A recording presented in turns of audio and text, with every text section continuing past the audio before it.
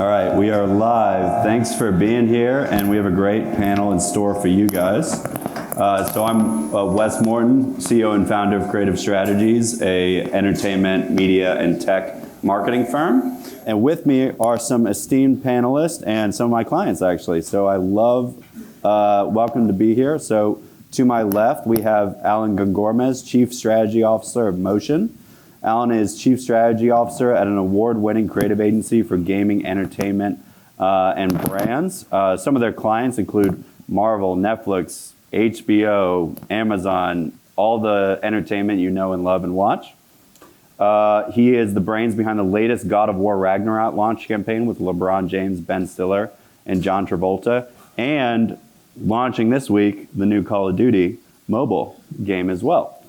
And then before that, he's held a number of strategy and creative roles at esteemed agencies around LA and the United States. So welcome, Allan. Next, we have Kunny Berdow, VP of Marketing at Scopely, a gaming executive at the crossroads of marketing, operation, and data science. She is responsible for central capabilities related to player experience, go-to-market, advanced analytics, and head of a multidisciplinary team. And prior to that, she was a gaming executive at Google and one of my favorite people. And then Ace Patterson is the CEO and founder of Five Mics Studio. we got Five Mics fans out here. A new indie studio building a hip-hop trading card game.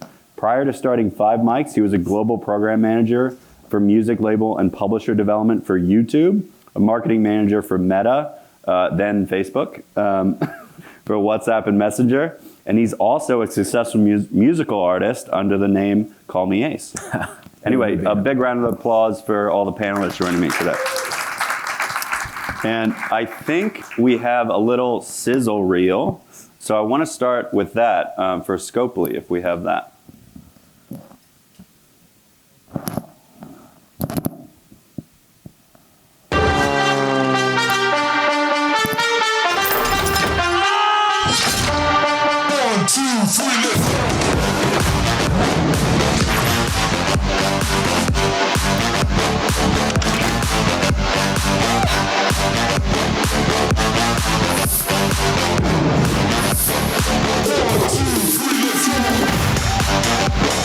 What's the play there? Kick him in the face.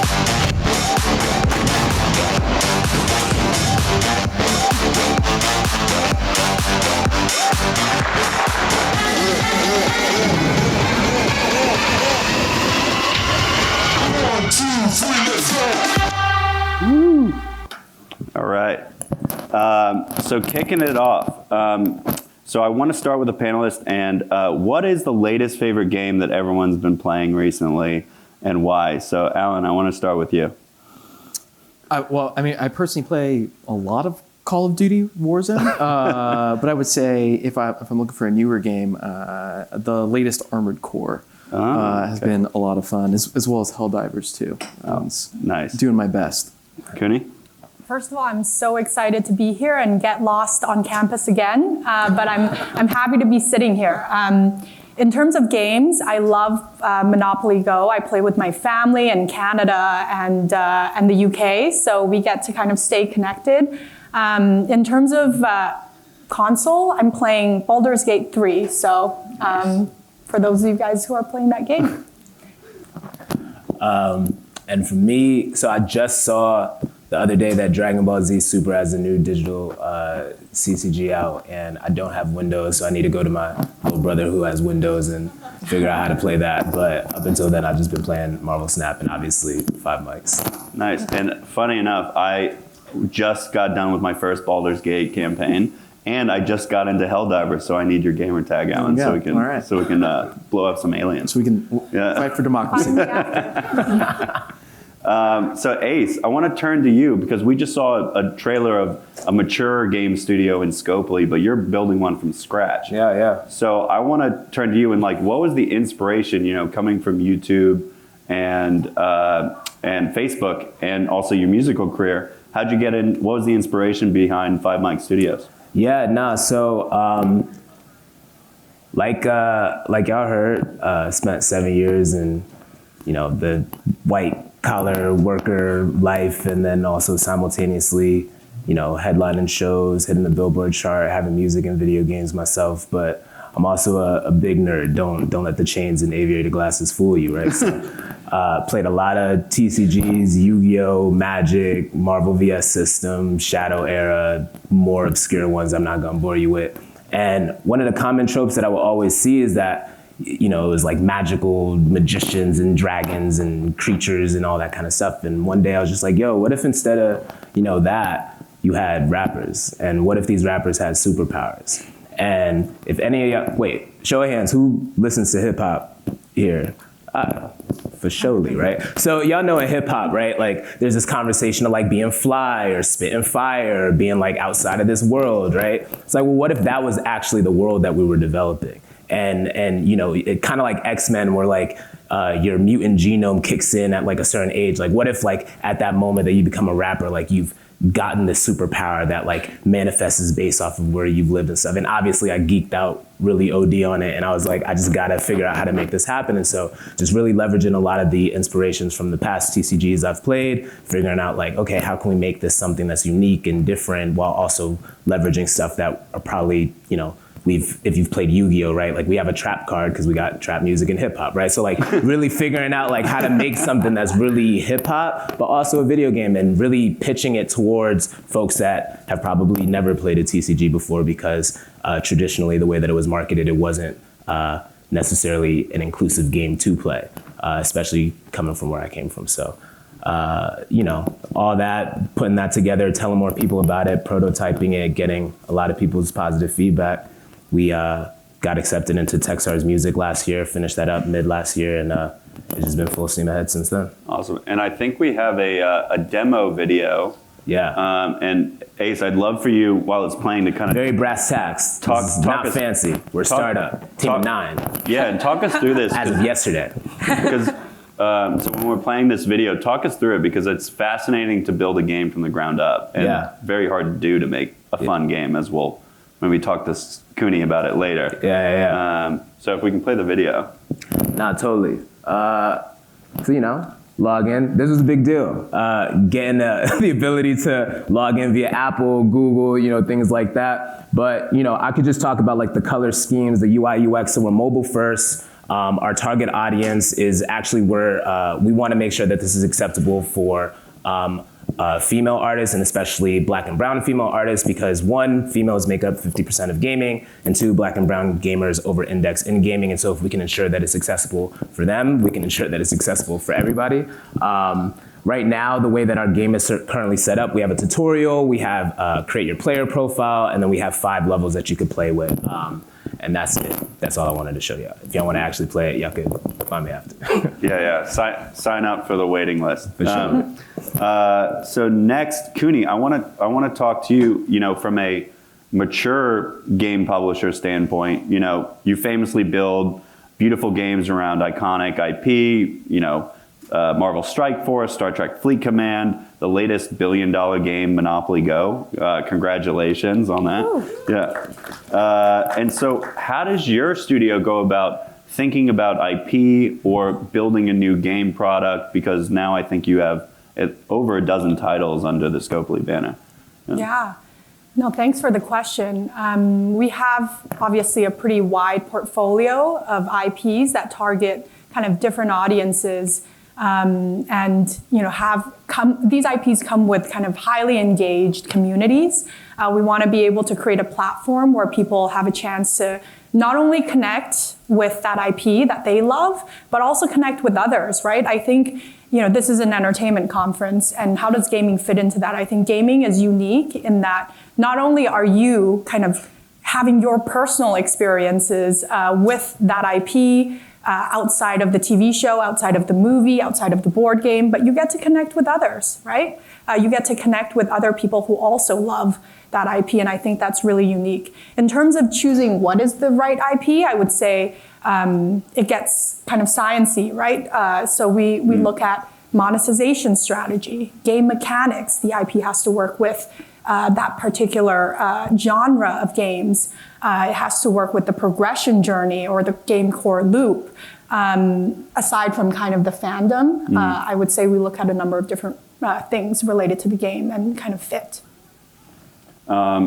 That's fascinating. And then, Allan, I want to talk to you because we kind of have a nascent studio, mature studio, and then a game marketing expert. So when you're actually bringing a new game title to launch, I know you've worked with PlayStation Riot, Dev Sisters. Can you kind of talk to your approach about, maybe all the game's built and ready to go? How do you think about launching a new game title and attracting that first initial audience? Yeah, I mean, I think first off, it really is a deep dive into understanding the audience and figuring out what it is they're actually looking for. I think a lot of times when we start approaching a marketing campaign, what we tend to see is there's a lot of places that really just want to make awesome stuff. And while everyone wants awesome stuff, you have to figure out what awesome stuff it is they actually want and who it is that's going to be engaging with that. So, I mean, if it's a newer title and not based off an existing IP, what we really try to do is find comparable titles that share similar audiences so we can have a better understanding of how they ultimately engage with that type of material and what are the specific themes that they'd be most attracted to. And from there, we try to figure out more of like a unique positioning for the newer title so that we can kind of juxtapose that in the landscape of something that's creating an interesting space that people who are interested in one thing would be interested in this. But if it's an existing IP, then we have a lot of different data that we'd be able to leverage. I mean, it's an existing fan base, and we can kind of tap into some of the insights that we're able to glean from them already and bring that to life. Just want to ask you a follow-up on that because that's an interesting point. Do you think it's harder to launch a new IP versus an existing successful IP, and why? Well, I can answer that with an anecdote. If you take a look at the past 15 years, there's only one statistically successful film franchise that has been launched that is a new IP. And everything else has been a spin-off of something that already exists, and that is John Wick.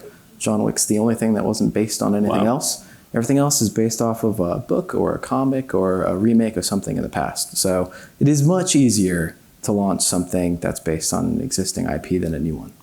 So that leads me into my next question. So I think the big recent news in gaming is Disney just invested $1.5 billion in Epic Games because Bob Iger quoted saying that gaming is the big new frontier in entertainment. So how do you all, going back to existing or basing video games on previous, can we go down the line, maybe starting with Ace, because you're building that new IP? How do you evaluate IP ideas, themes, in order to build a successful video game? Yeah, so I think for me personally, just growing up, Bridgeport, Connecticut, statistically the poorest part of Connecticut and the Rio de Janeiro of America, being the first one to go to college, Jamaican American, first one born in the States. A lot of the stuff that I've done in my life was never done before, as far as the lineage that I'm coming from. So when I saw the opportunity to do something new, I was like, well, everything that I've been doing as far as my father's concerned, right, who didn't go past the 8th grade, is new. And so it's like I could reskin a match 3 game, or I could tap into the cultural zeitgeist of what I know to be cool and what people are actually telling me are cool, right? So for me, without having like the data of the TAM or like statistical benchmarks of what are the other hip hop games, like the only other real hip hop game that was made was Def Jam Vendetta. I don't know if any of y'all played that for sure, right? So it's like, but that game is like 95% celebrity IP, right? We're creating our own IP, we're creating our own world. So obviously, that's riskier. But when I go to these Comic Cons, Momo Cons, when I go to Revolt, or when I'm talking to people that are at Warner, at Interscope, or what have you, and I'm telling them this is what we're making, they're like, when can I play? And so for me, it's really just collecting that data, getting that proof, and then just making a game that's fun and finding a bunch of people that's on the team with me that's like, yo, this is gonna be the next big thing, and taking that chance. Sometimes you just gotta do it. Love it. Kunny, how does Scopely kind of think about IP ideas and creating a great game? Yeah, I I think I touched on this a little bit earlier, kind of in what I talked about with community. I think enduring communities, gaming has a huge advantage. When people watch a movie they like, they read a comic they like, they watch a TV series they like. I think the element of extending that experience is one element, but for me, it really is about connecting with other people who are fans, right? And being able to find commonality, especially in kind of a world where I've seen, I have a data science background, so I've seen a lot of data around like the effect of loneliness, right? 10 years ago, 73% of people said they had a best friend. More recently, only 50%, around 50%. And I've seen different research kind of corroborate the fact that there's a lot of people who don't have anyone to talk to. And I've heard stories about people in our games meeting their, significant others, having families, things like that. And I think, IPs are an element of that kind of start the conversation and start that relationship. But ultimately, the getting married or meeting somebody in a game is not unique to one game. I've heard those stories over and over again with the different studios and publishers I've worked with prior to even Scopely. So I think IPs can be really, really powerful in kind of being the seed of that human connection, which is something I'm really proud of. Allan, when you're on the marketing front, when you're looking at ideas, I guess, to launch a game, what are like the seeds of a game that you can take and use to market it to the masses? Yeah, well, I think when it comes to like elements of a game that we want to bring to life, there's maybe a couple different layers that we're looking at, right? So there's like the thematic qualities of the game, and from those, we more or less sort of break down, what's the actual truth of the game and how are we able to leverage the truth of the game currently in culture, and sort of match that up to create something unique. And then of course there's the like functionality aspects of the game that might make it unique or interesting that we want to bring to life as well. But something that Kunny touched on earlier was this idea of kind of a unique experience that's also shared. And I feel like that's something that we also like trying to bring to life when we think about the marketing, because the beauty of gaming is that everyone has the ability to go on a unique journey and develop a relationship with that IP by themselves.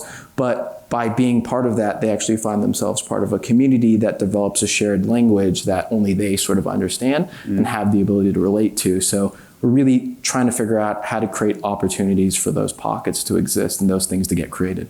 Yeah.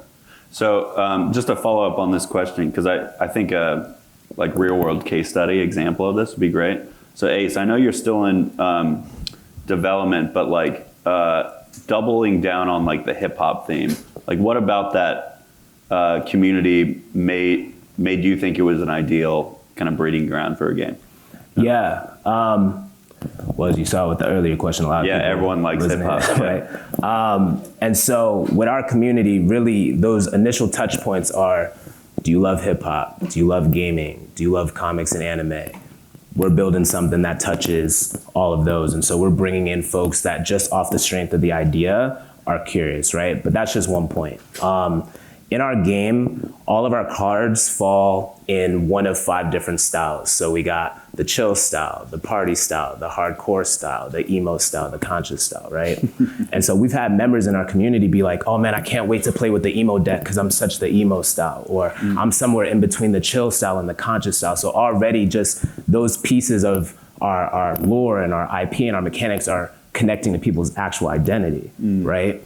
Also, hip hop is universal. It's not just a US thing. There's hip hop in China, there's hip hop in Korea, there's hip hop in India, there's Karpa out in Norway. You got, reggaeton, which is very hip hop and reggae inspired, right? You got hip hop literally everywhere. And so intentionally, right, with our marketing team and just the UI UX team that we have that's like actually building, we're building with that in mind. We want this to be not just some 1970s graffiti type hip hop-esque thing. Like we want this to look and feel like what hip hop is, and we want our community to reflect that as well. So. Awesome. And Kunny, I think Monopoly Go is like the big game in the trades now. Can you kind of take us through? I know you probably maybe weren't there for the Genesis, but kind of you've been at Scopely for 3 years now. Take us through like how that game kind of came to be and the blowout success and how that happened. Yeah, I've been here for 2.5. I was part of kind of the go-to-market kind of team, kind of more along the lines of, marketing the game. The mobile industry, I think mobile gaming industry is really interesting because, you're able to kind of convert a lot of the fans and people who are fans of not only the IP, but the genre. And it's a test to kind of the game mechanics and, the strength of our studio. Massimo is the person who kind of, it was his brainchild 6-7 years ago, kind of developing this game, and it was great to see kind of the success of the game that he kind of envisioned in his mind. And of course, he's someone great to talk to about how like the different ideas that were developed and kind of thrown away and then developed again. And that process is certainly kind of different from PC and console, which tends to be kind of longer range and more like single player, I would say, at least single player experiences that I've worked on prior. So yeah. Very cool. And you brought up an interesting point. You said 6 years. Yeah. So the game's been in development for 6 years before launch. Right. Wow. And then Ace, how long have you been working on Five Mike Studios? A year. A year. Yeah. So like you're thinking like a 3-year time horizon or something like that? Yeah, for sure. So we're both live and active. We have people playing right now. We have our little daily active user count, monthly active user count, but we're also very much in beta. You don't know the link unless you find me or go on the internet. Yeah. And then Allan, I'm curious, like when a game company or studio comes to you guys, at what point do you get involved? And then I would love for you to take us maybe through a case study, maybe the God of War launch or something like that. Yeah. I think we have the ability to get involved at really different stages. So,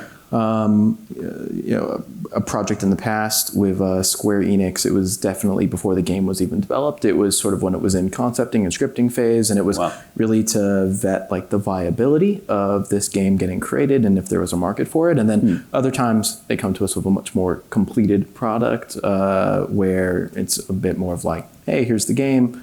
What are we doing with it?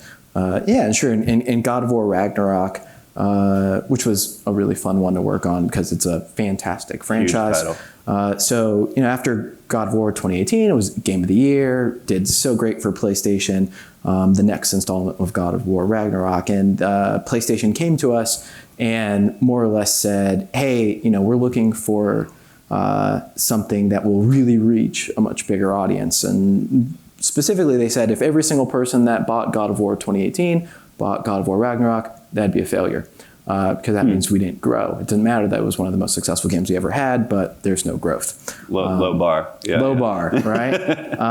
And their initial way in, they really wanted something that felt like a Dove Real Beauty ad. And we sort of took a look at the community and realized that like a Dove Real Beauty ad would be like the least effective way to do that. Because something really interesting happened after God of War 2018. So if anyone's not familiar with God of War, it's usually kind of known as like a bit of like a hack and slash and pretty violent game with a fun storyline around a character named Kratos. And then in 2018, they did something interesting and they gave him a son. And the internet really had a field day with how terrible of a father he was, and created like endless memes and jokes around Kratos and his son. So we realized that if we kind of leveraged the language that the fans were actually having with that humor and came up with a way that would not only appeal to the broader audience, but for everyone who already loved God of War 2018, they'd be able to see that connection and understanding, would be able to come up with something really fun, which is ultimately how we got to sort of the launch campaign that featured Ben Stiller as a father dressed as Kratos, who believed so much in the parenting style of Kratos that he wanted to teach his celebrity friends everything that he knew, which was kind of rooted in that idea of parent influencers wanting to share their tips. So we had him in full makeup with the axe and the loincloth and everything sitting next to his son. And then we had LeBron James and Bronny and John Travolta and his daughter all in the room, attentively listening to some of the worst advice possible. Yeah. Ultimately, all come to the conclusion that the God of War parenting style is the best way to do it. Yes, a warlike parent therapy session. Yes. Awesome. So we've been talking a lot about speaking to fans, empowering fans, basically giving the fans what they want. I would love to talk about community and how important it is to games. So how do you all create a space and foster a game community? Because obviously that community is the people that are buying your games, playing your games, upgrading and loving it. So Ace, I want to start with you because I think it's a very interesting place where you are in your initial journey, like cultivating that fan base. So how are you going about that? Yeah, a lot of it is just being a real human being that's building a hip hop trading card game with some equally passionate human beings. Unlike my friend Kunny here in Scopely, right? Like, Ace, you can see him, you can go on Instagram, you can go on LinkedIn, you can see, right? And so the way that we even engage, we have social media and we do all that stuff, but it's very grassroots, it's very one-to-one, it's very, hey, let's have that connection, let's make that relationship, join our email list, join our Discord, right? And then just letting them know that you are here with actual real people that love this stuff. And we, right before Christmas, we had a listening session. We just listened to Kendrick Lamar for an hour. We listened to Good Kid, Mad City, and we just chatted about it. And it was just why not? That's, and it's part of it comes from the fact that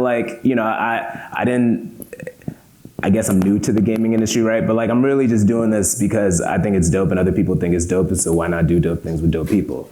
And so I'm really there's blueprints out there and there's rubrics, but it's also if you were in a hip hop community, in a gaming community, what are the kind of stuff that you would do? What would you talk about, right? So that's basically what we're doing, and we're having fun. We actually just brought on a new community and experience manager who sees that, and she's ready to 10x it. So yeah. Doing dope things with dope people is it's kind of the motto. Advice. Yeah. Kunny, how does Scopely think about community? How do you build a fan base? Yeah, I think it's really about building an ecosystem where people can connect with each other. I think aside from that, the game has to have social features, right? Things like the ability to join a clan, alliance, some sort of group. There needs to be in events in the game that foster that kind of connection, whether it's a leaderboard, tournaments, or things like that. I think what's interesting is also, there are different kind of gamer motivation profiles, right? There are people who are single player kind of gamers. I'm probably more in that category where I'm looking to escape. While I was at Google, we did this huge gamer segmentation kind of globally, and the core gamer, right, kind of means different things in different countries and different cultures and contexts. I would say, my comments are more kind of based on the US gamer profile, but a lot of gamers in the US are looking for kind of competition, destruction, the ability to nag on others, right? In terms of as they're winning. So you need to be able to facilitate that in the software and out of the software and make those experiences very, kind of holistic. It feels like it's kind of one game, and the in-game experiences will kind of accelerate the out-of-game experiences, to your point, things on Discord, YouTube, kind of other social networks. So we really, really pay attention to how we're enabling and facilitating that.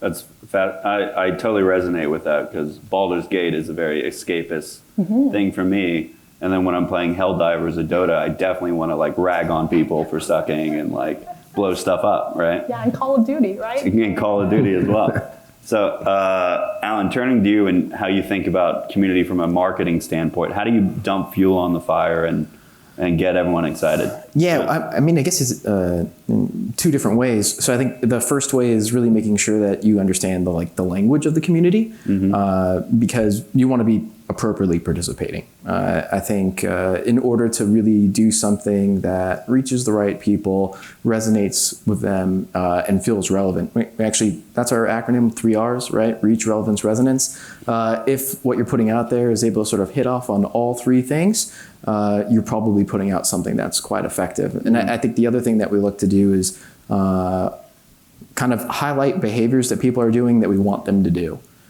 So if someone is already doing something that we want to steer more people to doing, we find ways to showcase that, right? So you can help foster and build a community and then subtly teach the community to do the things that you want it to do or do more of through certain ways, incentives, rewards, surprise and delights, and things like that. Got it.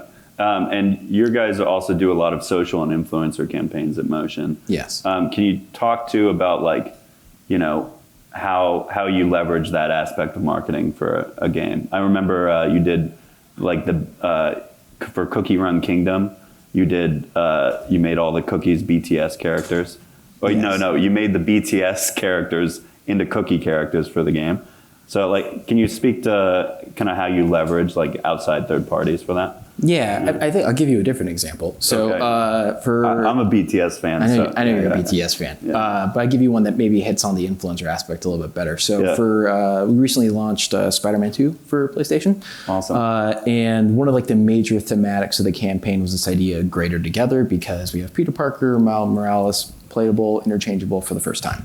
So what we wanted to do was sort of leverage the spirit of that in a way that would allow us to tap into celebrities and influencers that were in concentric circles of the target audience. So Spider-Man is statistically the most recognizable superhero in the world, and that's because of his outfit. So what we wanted to do was actually give certain people the ability to come up with their own Spidey suits. So we tapped into fashion designer Kid Super, who's a famous streetwear designer, and paired him with 3 global celebrities. So Lando Norris, who's a Formula One driver, Vinny Jr., who's a player for Real Madrid, and Rina Sawayama, who's an actress who was recently in the most recent John Wick.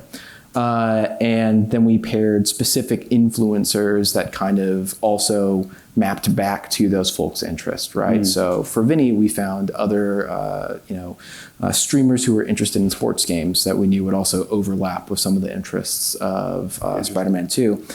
We created a content series that kind of documented the journey of all of them collaborating to create these unique Spider-Man suits that were ultimately debuted at Paris Fashion Week and then surprise made available in the game for everyone to use for free, kind of connecting back to it. So IRL in-game collaboration, that's so cool. Yeah. So last question, and then we have 10 minutes for audience questions, so start percolating. You all are at the intersection of entertainment and tech, and gaming changes super quickly, as we all know.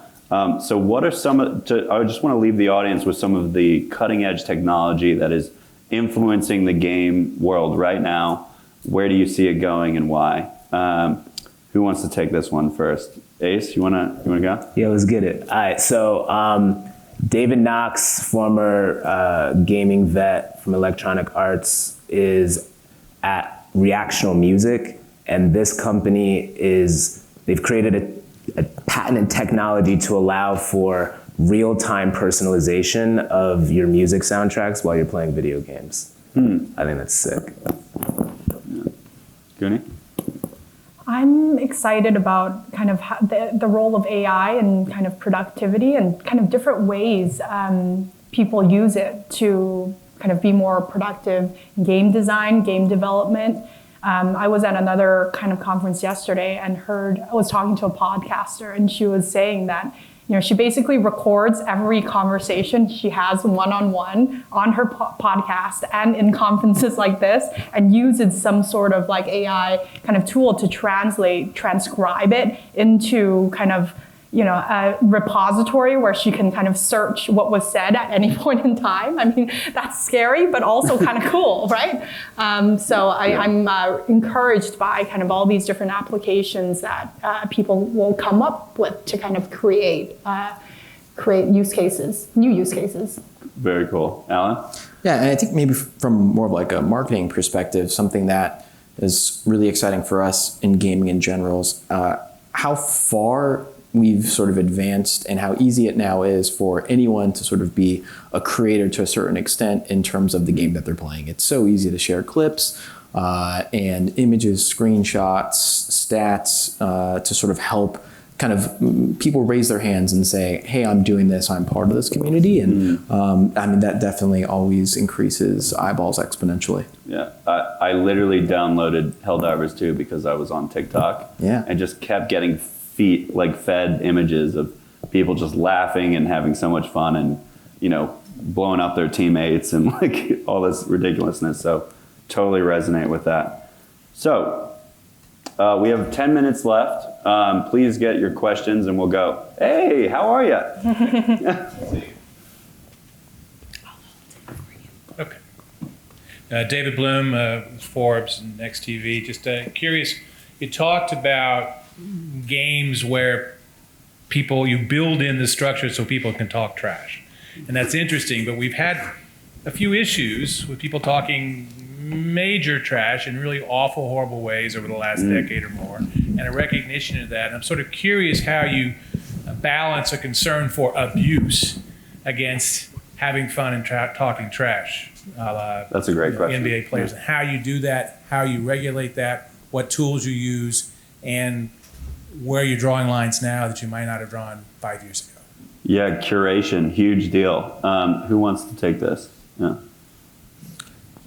Well, okay, so I'm on the marketing side, so I'm not necessarily the one that would ever like put those guardrails in there. But as someone who plays an intense amount of Call of Duty, which is well known for extreme trash talk, I will say that like as a player, I've noticed that they've rolled out a lot of like speech moderation tools, which end up resulting in like communication bans. So people who are engaging in like over the top, trash talk, bullying, inappropriate language, like aren't able to talk to people from anywhere from like 7 to 31 days or even like permanently. So it is interesting. Do that with Activision executives too?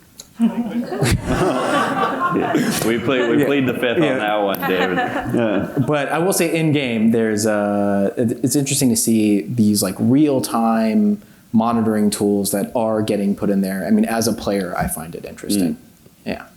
Kunny, how do you speak to curation? Yeah. Yeah, it's an interesting kind of question, and as a player too, I play League of Legends. So if you guys have ever been part of that community, it's certainly one that I think this topic as a player, right, is pertinent. I've seen some of the most effective kind of tools or kind of techniques that focus on encouraging socially positive behavior. So openness, right, to new people coming in. That's a huge kind of factor in making sure we are facilitating the type of interactions that we want. Openness, connection, people who, of my gender, right? Like again, like with League of Legends, I'm 5%, 10% of the people who play. So I would say encouraging positive behavior or interactions we want, openness to new people, I think is really critical. Very cool. Ace, how are you thinking about curating your community? So very typically in trading card games, especially mobile games, you don't have the ability to chat with anybody. So it's like stickers and or like 6, 7 catch bubbles that you would ouch, So that's basically how we're gonna do it in game. As far as like Discord and things like that, we just leverage the existing moderation tools and please be nice. And David, so I played Dota too. I played Dota since it was a Warcraft mod on Battle.net via Activision, so that's how long I've been playing this game. But I do agree, League of Legends, same issue. Valve has introduced a very interesting communication score, where if you fall under like 10,000 points, then you can't speak during the game.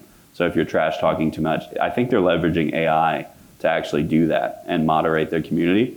The other way is they have a client, a gaming reporting system. So if someone is doing something bad in your game, you can actually report players, and then you also review cases. So they actually get their own community to moderate and police their other gamers. So I think it's really cool what Valve is doing with Dota. So shout out to a game I love.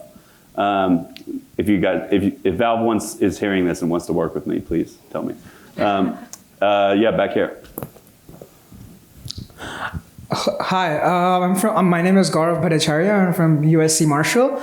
Sorry guys, go Trojans. Go Trojans. Ace, I don't know if you remember me. Of course I remember you, man. I was like, is that the same Gaurav? What's going on, man? It's going well. How are you? I'm chilling. I still love, work like that and in the office. Still he's listen a real to those. one. Those are song titles. Yeah. I'm just curious to know. So last time when we met, you were working with YouTube, and you explained, your journey on how you came about kind of building this game. Yeah. I'm just curious to know what eventually your vision is with the game. Maybe after go from the beta version, and then finally when you have your final game. Yeah. What is like the future vision for this game? And eventually, like, do you want to expand it in a certain way, take it beyond the cart model? I appreciate that question. Yeah, yo. Want to be the Pokemon of hip hop, the Marvel universe of hip hop. Want to do the transmedia play. We're building more than just a video game. Of course, if the game is not fun, none of this matters. Anything that I say from this point forward. But we want to go into the TV film route. Like our characters are drawn with comic book anime texture, right? And so I've been talking to comic book publishers about, taking some of our IP and starting to move into that direction. Also, when you think about the fact that we are intersecting hip hop and gaming right now, the music in the game is my music because I have the rights to it. It's very easy to do. But, imagine a world when we have 100,000 concurrent players and 1 million daily active players, and, you just put in that new hip hop song that no one's ever heard before. That's an opportunity for artist discovery, right? Oh, yeah. And so Warner Music is an early investor, Concord's an early investor. They're in line, they're in tune with that vision. And I've also talked with Sony, who owns Crunchyroll, and, Universal about that play. That's the opportunity on the music side. It's music consumption. That's what they want to see, right? And so if a game like 5 Mics can drive music consumption, especially in hip hop, which is a global phenomenon, right? And the way that we define hip hop includes Justin Bieber, right? There's so many different things that we can do, but again, we gotta keep the game fun. Shout out to the OG fan. Over here in the glasses. Oh, sorry. Hi, Paul Logan, UC Berkeley. I'm curious. So, in 2008, we kind of saw an abortive launch of mixed reality and AR, 2016 of mixed reality and AR gaming with Pokemon Go. And it seemed like that was poised to really take over the industry and become a new mainstream gaming trend, but it hasn't really happened. I mean, there's Jadu recently, but do you see any emerging technologies that might actually make this a thing, or do you think it's not going to happen? AR, VR in gaming, what do we think? Maybe Kunny, I feel like you would probably have the best. Yeah, not to put you on the spot. No, absolutely. It's interesting. So I kind of talked a bit about kind of IV overlays into game mechanics, and Pokemon Go is a great example of something that just works, right? With kind of that AR, VR, technology, because they have you going around outside to catch Pokemon. And, with the original set of Pokemon, they're a little over 100, and they've released a bunch of other ones. So I think in terms of how fun the game is, you can really, go out and utilize kind of the uniqueness of that technology. I actually kind of worked for a company after that, used a separate IP to overlay kind of the same technology with Niantic, actually. And because there wasn't kind of a natural overlap, I guess, with the technology as well as with the theme and narratives in that particular IP, it just didn't work, although it was a very beloved kind of IP.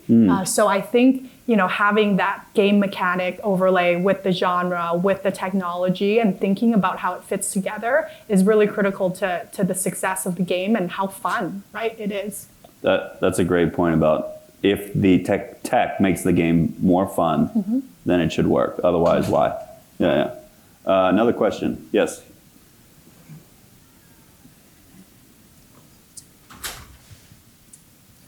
Hi, my name is Mark Dye. I'm from UCLA Anderson. First of all, thank you for being here.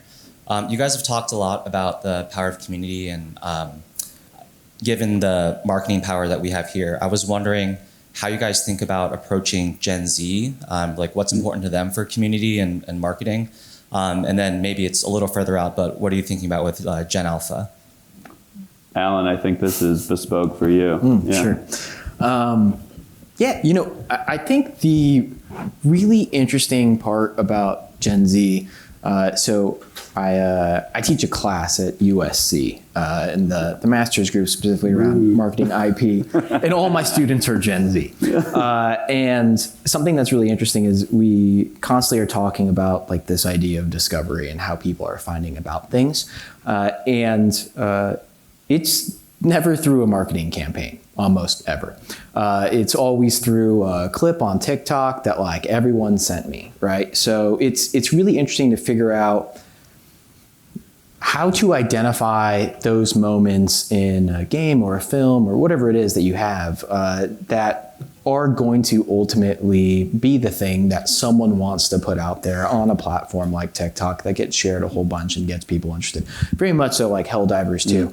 I mean, that was a game that really didn't have any marketing budget whatsoever. Very, very small, actually. And ultimately what happened was it kind of caught fire on social media, got shared all over the place, and was able to build a pretty massive community. So it's really about figuring out how to reach them in the places that they already are. And that really is, kind of in their private iMessage chats, the DMs and TikTok, what are the things that people actually want to share with one another that they think it's great? So unfortunately, that's all the time we have, but I want to thank each and every one of you, not only for being on the panel, but just working with me throughout the years. So please give a big round of applause for our panelists here.